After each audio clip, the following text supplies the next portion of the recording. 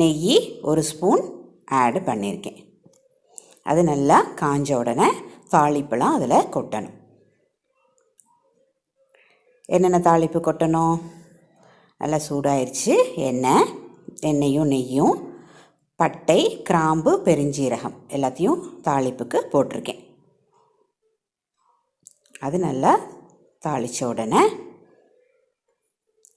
பூண்டு 10 பல் நறுக்கி வச்சுருக்கோம்ல, அதை எடுத்து உள்ளே போட்டு அதை ஒரு நிமிஷத்துக்கு நல்லா வதக்கி வச்சுருக்கேன்.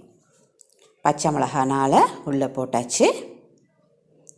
அதை நல்லா வதக்கிட்டு இஞ்சி பூண்டு தட்டி வச்சுருக்கோம்ல, அதை போட்டால் வீடே மணக்கும்.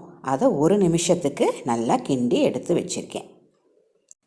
பெரிய வெங்காயம் 1 வெட்டி வச்சுருக்கோம்ல, அதை உள்ளே போட்டு அதையும் நல்லா வதக்கணும்.